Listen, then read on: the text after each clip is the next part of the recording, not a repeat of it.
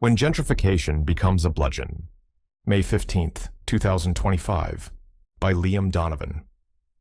Read by an automated voice. I've grown increasingly frustrated with the political left, not with its values, but with its inability or unwillingness to challenge its own extremes. In a moment when conspiracy theories, populist anger, and institutional erosion threatened to overtake public life, the left had a rare opportunity to be the sane, serious alternative. Instead, it often chose purity over persuasion, performance over policy. The result? Donald Trump was elected twice. I still believe in progressive ideals: universal health care, equitable taxation, targeted support for marginalized communities, smart immigration reform. These aren't abstract slogans to me. They're necessary parts of a society that values dignity. But I no longer see a political movement committed to those goals. I see a faction often more interested in optics than outcomes, more willing to shame than persuade. For years, I excused the internal contradictions, the double standards, the absolutist tone, the silencing of nuance. I told myself these were unfortunate but necessary trade-offs. After all, if injustice has inertia, maybe overcorrection is required. But when Donald Trump was re-elected, it hit me like a gut punch. The progressive movement wasn't just making tactical missteps, it was actively undermining its own credibility, and by extension, the very future it claimed to fight for. Gentrification, a litmus test for the left. Gentrification has always been real, and historically, it often came with a deeply racist undertone. In many cases, it wasn't subtle. Redlining, targeted disinvestment, and the forced displacement of Black and brown communities were features, not bugs, of urban planning. But the gentrification we're seeing today is more complicated. Yes, it still disproportionately affects non-white communities, but not because there's a secret white cabal orchestrating it behind the scenes. Today's displacement is more often the result of unchecked capitalism, housing scarcity, and the legacy of generational wealth gaps born from past injustices. The pain is real, but the causes are less conspiratorial than structural. A system wired to reward capital wherever it flows, regardless of who gets uprooted along the way. And yet, on the activist left, the conversation often gets flattened. Gentrification is presented as a morality play, white oppressors displacing non-white victims. The economic forces actually driving the phenomenon, zoning laws, remote work, speculative real estate, and stagnating wages, get collapsed into a racially coded story of villains and victims. Embedded in that narrative is often something more troubling, a soft implication that white people, even unconsciously, are always working the angles, always pulling strings, always one step ahead, even when they don't realize it. And if you question that framing, your dissent becomes further evidence of your complicity. There's no off-ramp. You're either all in or you're part of the system. It's a closed circuit. The logic protects itself, but it doesn't persuade. A global pattern, not just a racial one. Look at what's happening in Spain. In cities like Valencia and the Canary Islands, an influx of foreign remote workers, mostly white, mostly middle class, is buying property and driving up rents. Locals, many of whom are also white, are getting priced out of their own neighborhoods. The result? Resentment, cultural dilution, and tension that mirrors what we describe as gentrification in the US. No redlining, no racial hierarchy, just global capitalism at work. The fact that gentrification follows similar patterns across racial lines matters, not because it disproves the role of racism in specific cases, but because it highlights that the phenomenon is more complex than a simple morality tale about white supremacy.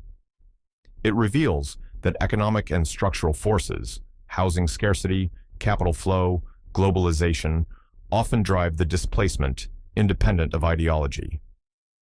Yet, within activist circles, and more worryingly, among the broader left, there's a reluctance to challenge those who reduce every housing crisis to a racial power dynamic. The issue isn't that activists speak forcefully. That's often their role. It's that the silence from the rest of the left too often reads as agreement.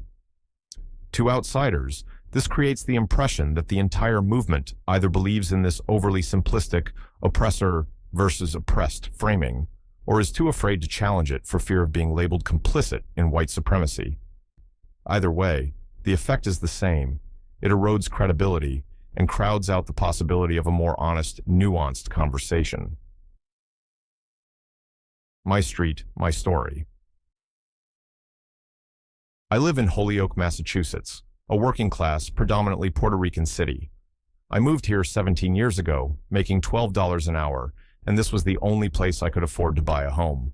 I didn't arrive as a gentrifier. I arrived pasty, broke, and nervously signing mortgage paperwork I barely understood, hoping the furnace worked.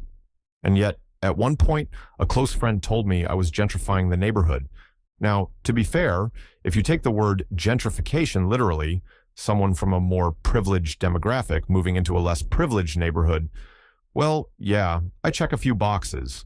I'm white, male, straight, and marginally more stable now than I was when I showed up. So, sure, the statement wasn't baseless, but it did make me pause. Not because I felt attacked, but because I realized how easily language like that can short-circuit real dialogue.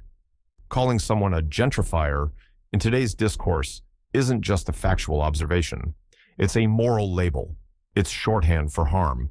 And in some circles, it's enough to disqualify your perspective entirely, no matter your intent, your circumstance, or your willingness to contribute thoughtfully to the discussion. That's what bothered me. Not the person who said it, but the cultural script they were pulling from. The term gentrifier has become a rhetorical Swiss Army knife. Part insult, part identity check, part conversation ender. It's the kind of label that lets someone win the debate without actually having to make an argument. And in this case, it landed strangely because it came from someone who knows me, someone who's seen the patchwork of communities I've lived in and the zigzagging route my life has taken. To reduce my presence here to a problem of whiteness alone flattens all of that. It plays into an increasingly popular, if rarely stated, idea that the only way for white people to avoid doing harm is to retreat into neat, self-contained enclaves of whiteness. As if the safest thing I could do for progress is to stick to a cul-de-sac and maybe send a donation from afar. I don't think my friend meant it maliciously, but on some level, they did mean it, or at least they relied on a kind of rhetorical autopilot that too often kicks in when our worldview meets its edge. Gentrifier becomes a preloaded response, a conversational trump card that shuts things down before any uncomfortable nuance can seep in. It's the kind of move that feels satisfying in progressive spaces, where calling out whiteness is often rewarded with affirmation, not inquiry. And maybe the deeper discomfort for me wasn't even the comment itself, but how easily I let it pass, how reluctant I felt to press the conversation further, because I knew exactly how quickly it could spiral into accusations and misread intentions. That's the real cost of bludgeoned rhetoric. It doesn't just dull dialogue, it makes honesty feel dangerous. When rhetoric becomes a shortcut. Not everyone using this rhetoric is acting in bad faith. Many are sincere people trying to make a positive impact, often driven by first-hand experience of injustice. But others have figured out how to exploit the language, to use progressive terms not as tools for change, but as shields from criticism or as weapons against dissent. And the left, by refusing to draw a line between these two camps, ends up letting its most performative voices dominate the conversation. Rhetoric becomes a lazy escape hatch, a way to signal virtue without engaging with complexity. Terms like gentrifier, systemic oppression, or privilege become catch-alls, stretched to cover everything and thus emptied of real meaning. They function as conversation enders, not conversation starters. The irony is painful. A movement built on questioning power structures now struggles to question itself. The result is a kind of intellectual stagnation, where nuance is seen as weakness and disagreement is framed as betrayal. And when that happens, people check out, or worse, they move in the opposite direction. The cost of rhetorical purity. Movements that can't tolerate disagreement lose their ability to persuade. They stop building coalitions and start purging them. They stop asking how to change the world and start obsessing over who's pure enough to deserve a seat at the table. That's not activism, that's performance. And it's why, for all its dysfunction, cruelty, and bad faith, the political right continues to win. When the left can no longer engage people in good faith, when it no longer seems interested in truth, only in tribal loyalty, it forfeits the credibility needed to lead.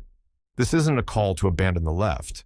It's a call to fight for it, to defend its best ideas by challenging its worst habits.